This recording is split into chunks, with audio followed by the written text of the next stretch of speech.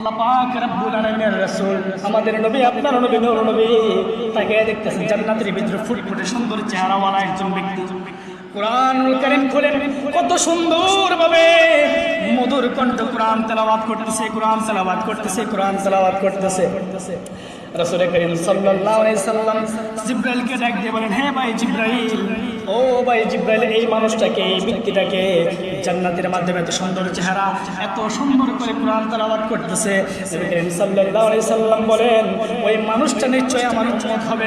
কেননা যদি খ্রিস্টান ইহুদি হতো তাহলে ইনজিল কিতাবের অনুসারী হতো, সে ইনজিল কিতাব পাঠ করতো, মুসা নবীর উম্মত হতো। কিন্তু সে তো এই ইনজিল কিতাব পাঠ করে নাই, জুবুর কিতাবও পাঠ করে নাই, তাওরাত কিতাবও পাঠ করে নাই। সে যেহেতু কুরআন পড়তেছে, নিশ্চয়ই আমি রাসূলের উম্মত।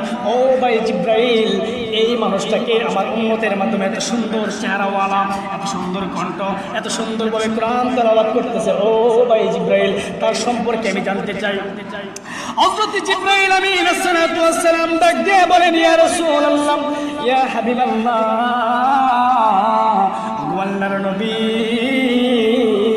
উনি হলেন আপনার উম্মত, আপনার সাহাবী, আপনার একজন সাহাবী হযরত হারিসা ইবনে নুমান, হযরত হারিসা, আপনার সাহাবী হযরত হারিসা। ও রাসূল, তখন নবী করিম সাল্লাল্লাহু আলাইহি সাল্লাম ডাক দিয়ে বলেন, ও জিবরাইল, হারিসা তো এখনো দুনিয়া থেকে মৃত্যুবরণ করে নাই, সে তো এখনো দুনিয়াতে আছে। কারণ হারিসা মৃত্যুবরণ করছে। হারিসার ইতিহাস জীবনে আমি পড়ার পরে দেখি হযরতে খলিফাতুল মুসলিমিন, ইসলামের দ্বিতীয় খলিফা হযরত ওমরের জামানায় হযরতে হারিস ইবনে নুমান মৃত্যুবরণ করছে, ইন্তেকাল করছে, জান্নাতবাসী হয়েছে। কিন্তু রাসূলের সময় হারিসা দুনিয়াতে অবস্থান করতেছে, আর নবীজি হারিসাকে দেখতেছে জান্নাতের ভিতরে কুরআন তেলাওয়াত করতেছে। নবী করিম সাল্লাল্লাহু আলাইহি ওয়াসাল্লাম যখন মেরাজ থেকে আসলেন, আসার পরে হারিসাকে দেখালেন, মসজিদে নববীর মাধ্যমে যখন হারিসা গেলেন, যাওয়ার পরে নবী করিম সাল্লাল্লাহু আলাইহি ওয়াসাল্লাম ডাক দিয়ে বলতেছেন, ও হারিসা, হারিসা রে, আমি জানতে চাই তুমি কি এমন আমল করো। আমি যতটুকু জানি তুমি শুধু আমার পিছু নামাজ পড়ো, কিছু যদি তাসবিহ তাহলিল আদায় করো। ও হারিসা, তোমার কি এমন গোপন আমল আছে যে আমলের কারণে আমি নবী মেরাজে গিয়ে ওদিকে তুমি জান্নাতের ভিতরে কোরআন তেলাওয়াত করো? আমি নবী মেরাজে গিয়ে দেখতেছি তুমি জান্নাতের ভিতরে কোরআন তেলাওয়াত করতেছো। ও হারিসা, আমি জানতে চাই তুমি কি এমন গোপন আমল করো। হারিসা বলেন, ইয়া রাসূলুল্লাহ, ইয়া হাবিবাল্লাহ, আমার তেমন কোনো আমল নাই। হুজুর, আমি আপনার পিছনে নামাজ পড়ি, 5 ওয়াক্ত নামাজ ঠিকমতো পড়ার চেষ্টা করি, ঈমান আকীদা সঠিক রয়েছে, পাশাপাশি আপনি যেই আমলগুলো বলেন ওই আমলগুলো করি, এছাড়া বিস্তি কোনো আমল আমি করি না। হারিসা, অবশ্যই তোমার মাধ্যমে কোনো না কোনো বিস্তি আমল আছে। হারিসা বলেন, ইয়া রাসূলুল্লাহ, ইয়া হাবিবাল্লাহ, না না না, আমি আপনার দেওয়া ছাড়া দ্বিতীয় বিস্তি কোনো আমল করি না। তাহলে আমি যে আমল দিই অন্য সাহাবীরাও সেই আমল করে, কিন্তু অন্য সাহাবীদেরকে আমি জান্নাতে দেখি নাই, তোমাকে আমি দেখছি কোরআন তেলাওয়াত অবস্থায় রয়েছে। ও হারিসা, আমি জানতে চাই তোমার মাধ্যমে কোনো না কোনো আমল আছে।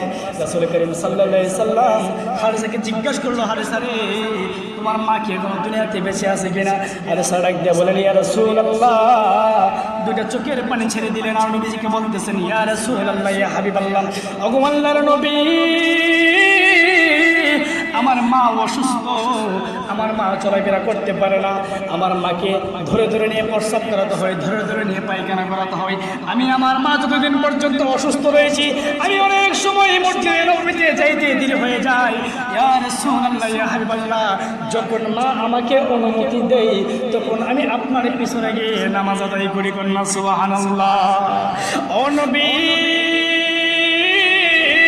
আমার মা অসুস্থ, মায়ের খেদমত আমি নিজ হাতে করে, মাকে আমি নিজ হাতে গোসল করাই, মাকে আমি নিজ হাতে প্রস্রাব পায়খানা করাই, মার শরীরের মাধ্যমে নিজ হাতে তেল দিয়ে দেই, মার চুল আমি নিজ হাতে আশ্রয় দেই। সাহাবীরা ওই কথার মানে প্রশ্নের সাক্ষী দিতেছেন। হারিসা কি বলতেছেন, ইয়া রাসূলুল্লাহ, ইয়া হাবিবাল্লাহ, ও রাসূল, আমরা দেখছি হারিসা নিজের মাকে অত্যন্ত যত্ন করে, কলিজা দিয়ে ভালোবাসে। ইয়া রাসূলুল্লাহ, ইয়া হাবিবাল্লাহ, আল্লাহর নবী ডাক দিয়ে বলতেছেন, ও আমার সাহাবীরা রে, শুনে রাখ, হারিসার মার দোয়ার কারণে দুনিয়ায় থাকতে হারিসা জান্নাতি হয়ে গেছে। কন্যা সুবহানাল্লাহ, সুবহানাল্লাহ, লা ইলাহা ইল্লাল্লাহ, সুবহানাল্লাহ, লা